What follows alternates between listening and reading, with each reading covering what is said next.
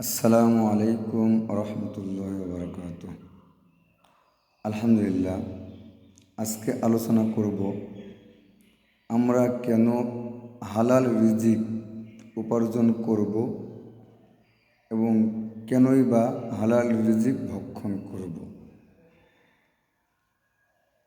হালাল রিজিক উপার্জন করে হালাল রিজিক ভক্ষণ করা এটা খুবই গুরুত্বপূর্ণ একটি বিষয়।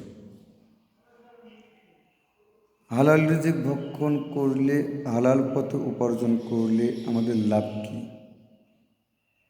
কোন কোন কারণে, কি কি কারণে আমাদের হালাল পথে উপার্জন করতে হবে এবং হালাল রিজিক ভক্ষণ করতে হবে, এই সম্পর্কে আলোচনা করব ইনশাআল্লাহ।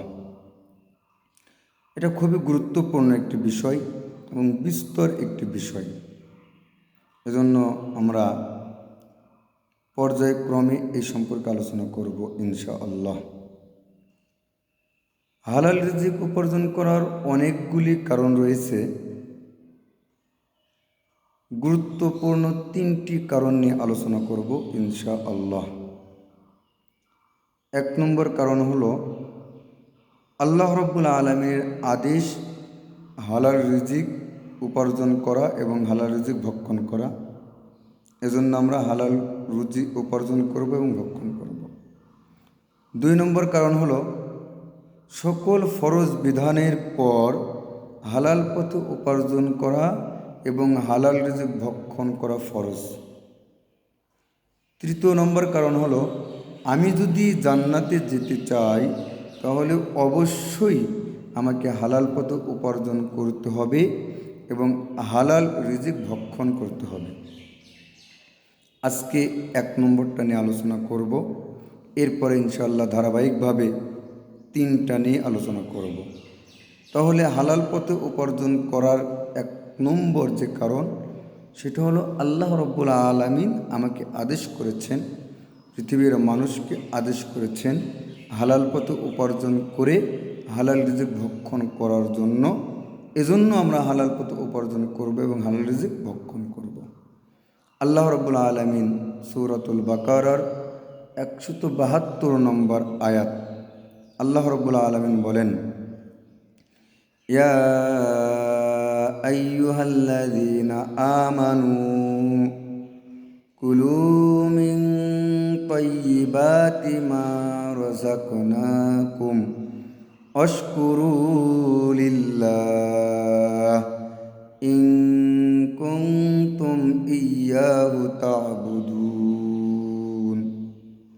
আল্লাহ রাব্বুল আলামিন বলেন, হে মুমিনগণ, আমি তোমাদেরকে রিজিক হিসেবে যা দিয়েছি তার থেকে যেটা হালাল, যেটা পবিত্র, সেটা তোমরা ভক্ষণ করো এবং আমি আল্লাহ রাব্বুল আলামিনের শুকরিয়া তোমরা জ্ঞাপন করো। যদি তোমরা আমি রব্বুল আলামিনের ইবাদত করে থাকো, আমি রব্বুল আলামিনের প্রকৃত গোলাম হয়ে থাকো, তাহলে অবশ্যই আমি রব্বুল আলামিন প্রদত্ত হালাল রিজিক তোমাদেরকে ভক্ষণ করতে হবে। হালাল রিজিক ভক্ষণ করার পরে আমি রব্বুল আলামিন যে তোমাদেরকে হালাল রিজিক ভক্ষণ করার তৌফিক দিলাম, এজন্য আমি রব্বুল আলামিনের শুকরিয়া জ্ঞাপন করতে হবে। এবং তোমরা যদি আমি রব্বুল আলামিনের আদেশ মতে হালাল পথে উপার্জন করতে পারো, হালাল রিজিক ভক্ষণ করতে পারো এবং আমি রব্বুল আলামিনের হালাল নিয়ামতকে শুকরিয়া জ্ঞাপন করতে পারো, তাহলেই তোমরা আমি রব্বুল আলামিনের প্রকৃত বান্দা হিসেবে গণিত হবে, আমি রব্বুল আলামিনের প্রকৃত গোলাম হিসেবে গণিত হবে। এজন্য আমাদের উচিত, যেহেতু আল্লাহ রব্বুল আলামিন আমাদেরকে হালাল পথে উপার্জন করার কথা বলেছেন, হালাল রিজিক ভক্ষণ করার কথা বলেছেন, এজন্য সবসময় আমাদেরকে সচেতন হতে হবে। আমি যে বিজনেস করতেছি সেটা যেন হালাল হয়। আমি যে সেক্টরে কাজ করি না কেন, আমি যে আমি রাজমিস্ত্রি, আমি শ্রম দিচ্ছি, এটা যেন হালাল হয়। কারণ আমি মাথার ঘাম পায়ে ফেলে যে রিজিকটা নেব, এমন যেন না হয় যে ফাঁকিবাজি দিলাম, সে আমাকে ঠিকই মজুরি দিল, এটা কিন্তু হারাম হয়ে যাবে। আমি একজন টিচার, আমি টিচিং দিই, আমি যখন আমার ছাত্রকে শেখাবো, এটা যেন পরিপূর্ণ ছাত্রের যে অধিকার আমার রয়েছে, ক্লাসে যেভাবে পড়ানোর দায়িত্ব আমার রয়েছে, পরিপূর্ণ যেন আমি আদায় করি। আমি যদি পরিপূর্ণ আদায় না করি, তাহলে আমি যে রিজিকটা নিচ্ছি, আমি যে স্যালারিটা নিচ্ছি, এটা আমার জন্য পরিপূর্ণ হালাল হবে না। আমি যে কাজই করি না কেন, যে ডিপার্টমেন্টেই থাকি না কেন, আমাকে এই কথাটা স্মরণ রাখতে হবে, আমার উপার্জনটা যেন হালাল হয়। আমার মালিক আমাকে যে কারণে স্যালারি দিচ্ছেন, টাকা দিচ্ছেন, ওই কাজটা যেন আমি পরিপূর্ণভাবে আদায় করতে পারি। যদি আমি পরিপূর্ণভাবে আদায় করতে পারি, তাহলে অবশ্যই এই অর্থ যখন আমি ভক্ষণ করব, আল্লাহ রাব্বুল আলামিনের ভাষ্যমতে আমি তার প্রকৃত গোলাম হয়ে যাব।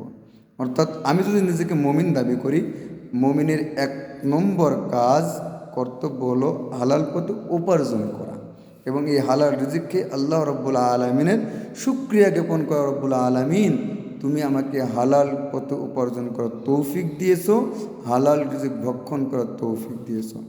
এজন্য আসুন, আল্লাহ রাব্বুল আলামিন আমাদের সকলকে হালাল পথে উপার্জন করে, হালাল রিজিক ভক্ষণ করে, আল্লাহ রাব্বুল আলামিনের ইবাদত বন্দিগি করে আল্লাহ রাব্বুল আলামিনের প্রকৃত গোলাম হওয়ার তৌফিক দান করুন। আমিন। আসসালামু আলাইকুম ওয়া রাহমাতুল্লাহি ওয়া বারাকাতুহু।